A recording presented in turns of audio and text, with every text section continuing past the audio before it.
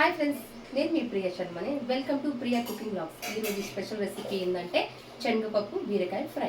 తీసుకోవాలి, మంచిగా తీసుకున్నాక మంచిగా నీట్గా కడుక్కొని చిన్న చిన్న పీసెస్ చేసుకోండి. ఇంకా బీరకాయ నీట్గా వాష్ చేసుకొని మంచిగా చిన్న చిన్న పీసెస్ చేసుకొని శనగపప్పు అయితే ముందే నానబెట్టుకోవాలి. సో ఫ్రెండ్స్, బీరకాయ శనగపప్పు ఫ్రై కోసం ఒక ఆనియన్, 5 మిర్చి, 3 టమాటాలు అయితే తీసుకున్నాను. ఆనియన్ అయితే కట్ చేసుకుంటున్నాను చిన్న చిన్న పీసెస్గా.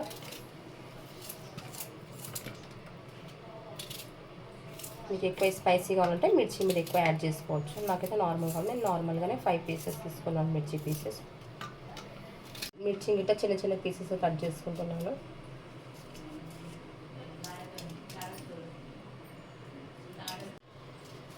మిర్చి గిట్ట చిన్న చిన్న పీసెస్గా కట్ చేసుకోండి. టమాటా అయితే కట్ చేసుకుంటున్నాను.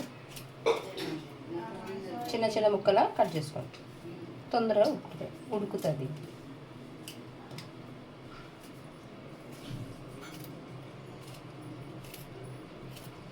టమాటా అయితే మొత్తం కట్ చేసుకున్నాను.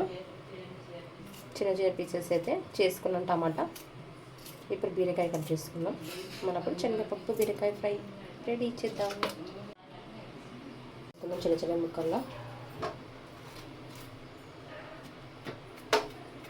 మరి చిన్నగా కాదు, మీడియం సైజులో కట్ చేసుకోండి.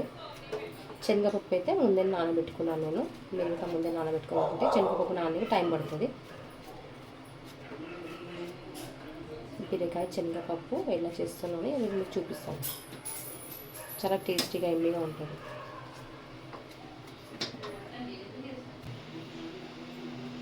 సో ఫైనల్గా అయితే నేను బీరకాయ అయితే కట్ చేసుకున్నాను. టమాటా, మిర్చి, ఆనియన్, శనగపప్పు అయితే ముందే 1 అవర్ బిఫోర్ నానబెట్టుకోవాలి, లేకపోతే ఉడకదు.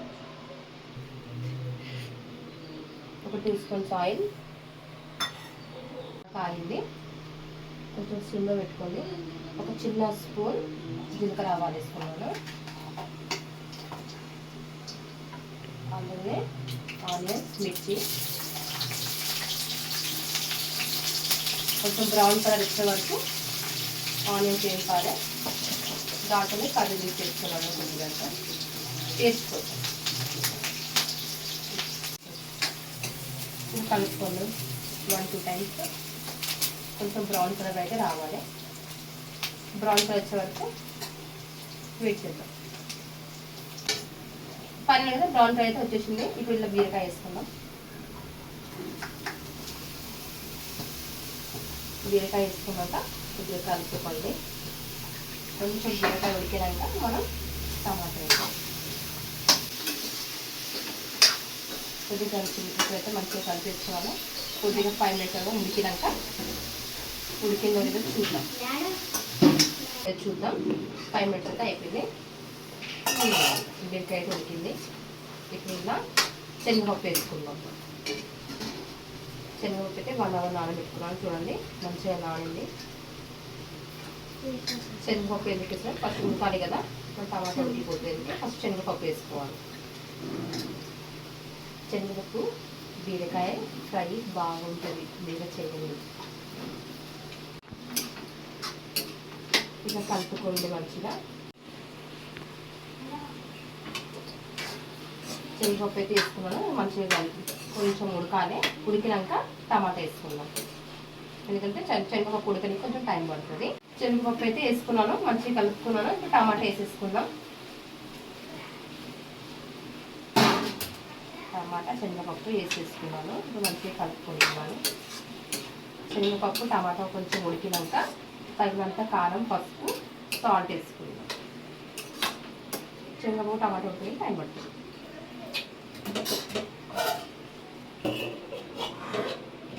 సో ఫ్రెండ్స్, కర్రీ అయితే ఉడికినట్టు స్మెల్ వస్తుంది. చూద్దాం. పప్పు టమాటా ఉడికిందని చూద్దాం. ఫైనల్గా శనగపప్పు టమాటా అయితే ఉడికిపోయింది.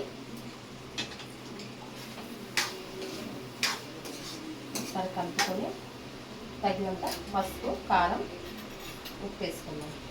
1/2 స్పూన్ పసుపు, 1.5 స్పూన్ కారం,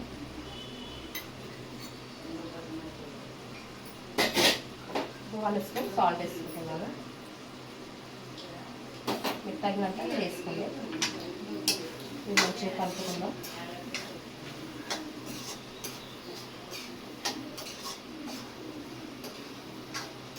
సో ఫైనల్గా అయితే అన్నీ వేసేసాము. ఇప్పుడు మంచిగా ఉడుకుతుంది. ఎప్పుడెప్పుడు తినాలని ఉంది. స్పైసీ 2 మినిట్స్ తర్వాత ఫైనల్గా అయితే బీరకాయ కర్రీ అయితే రెడీ అయిపోయింది. బీరకాయ శనగపప్పు రెడీ. ఇప్పుడు నేను కొత్తిమీర వేసుకుంటున్నాను. కొత్తిమీర వేసి స్టవ్ ఆఫ్ చేసేస్తాను.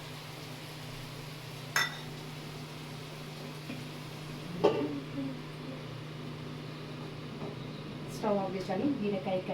బీరకాయ శనగపప్పు కర్రీ అయితే ఫైనల్గా రెడీ అయింది. మీరు ఇలా చూసి like, share, subscribe Priya cooking blogs.